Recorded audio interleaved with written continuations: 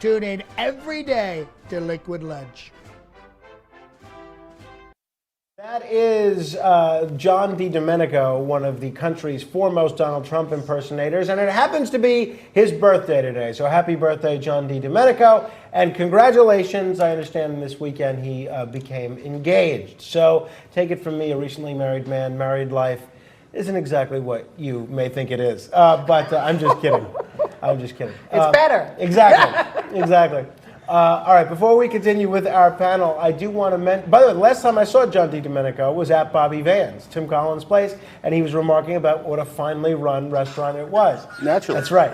I mean, you tell this Trump impersonator on this pen, he sounds terrible compared to John DiDomenico. But one thing I do want to mention before we continue with our panel is the breaking news of the day is that New York City's police commissioner, James O'Neill, is going to be resigning. Sources are saying that the person that will be taking over for him is Dermot Shea, who is currently the chief of detectives for the NYPD. So we're going to be keeping an eye on that. But we're also keeping an eye on what's happening in the 2020 election. Depending on what poll you believe, it's either great news for Joe Biden, great news for Donald Trump, or terrible news for Donald Trump and terrible news for Joe Biden. One poll shows Biden slipping to fourth in Iowa. A Fox News poll showing Hillary Clinton now beating Donald Trump if she gets in the race in the general election. But Bernie Sanders is trying to shore up his left flank against a resurgent Elizabeth Warren. And to help him do it, Ilhan Omar came out in his favor at a rally in Minnesota. Have a look at this. Fight every day for working people, for those who are regularly disenfranchised and purposefully left behind. We need a president who will put an end to the corruption, to the greed, and the systems that allow inequality to continue. Tim Collins on the left, let me begin with you. This may go over well with some progressive areas of the country or progressive parts of the Democratic Party, but doesn't surrounding himself with people like Ilhan Omar or Alexandria Ocasio-Cortez, doesn't that make it very difficult for Bernie Sanders to be taken seriously by the purple voters that voted for Obama and then Trump? Well, I think it might do him some short-term favors, but I think long-term, he's obviously painting himself into a corner.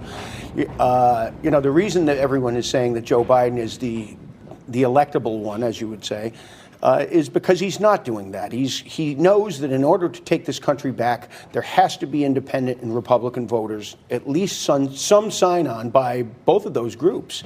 And by painting yourself into the absolute left flank of the Democratic Party, it's not helpful for Senator Sanders.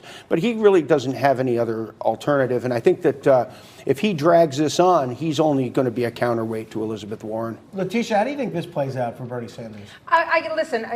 Bernie Sanders is trying to win the primary with the understanding that, the most left, wins. And Ilhan Omar, Max Rose's very good friend, is very left. And so is AOC. And so it's no surprise that they're all coming out to, support Bernie Sanders. Frankly, I think it's going to be Elizabeth Warren. I think that, the female vote is going to be, it's going to carry a lot of weight this primary. And I do think that it is a very bad idea for people to go all the way to the left for the Democrat Party. But for the Republican Party, I think it does all kinds of favors for President Trump. I think there's far more purple people in this country, and they don't want the extreme that the left is giving them. Well, speaking of purple, let me ask you about Conan the dog, the canine that helped locate Abu Bakr al-Baghdadi, the head of ISIS, before he was killed in a raid.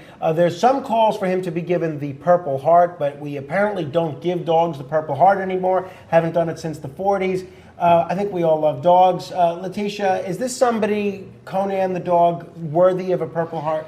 I think yes. I think that, these animals, the police animals, the dogs in particular, that help us catch bad people, are deserving of our respect because they put their life at risk following the commands of their trainers and helping this country. And I don't see any reason why we wouldn't award a dog, a Purple Heart or any kind of valor commission. I think that they're important to us. And as humans, we appreciate that there are different types of animals. And this, Conan obviously is a very smart animal, and he's very courageous. And I'm all for giving him the Purple Heart. Courageous is the kind of cows that go to the slaughter for the steaks at Bobby Van's.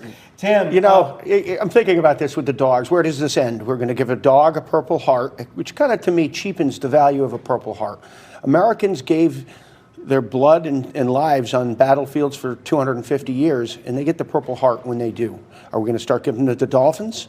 I saw a support peacock on a plane. I saw a support peacock in an airport last week. If a dolphin catches the head of ISIS, yes, we'll pin the Purple Heart on the dolphin. Show me a dolphin that Where can does do this that. go? A mouse ran through the room and set off the bomb? No. But Come on. this is the trainer has everything to do with the way that dog acts and reacts as well. So when you're giving a Purple Heart to an animal, you're also, understanding that the trainer who handles that dog is also responsible for doing some great deeds. I don't think that I don't know any vet that would think that it would cheapen it. You better get a dog biscuit or I something. really I'll tell you enjoyed. that. I did really enjoy the fact that the White House thought it was a prudent thing to take a Congressional Medal of Honor's photo and Photoshop the head of a dog onto that photo. Well, and that's a little bit taking it far with creative license. They Don't you actually think, Frank? didn't do the photoshopping, but the president did retweet. He retweeted a it, so photoshopped, a photo of the president getting the Congressional Medal of Honor. I'm all for giving Conan a medal.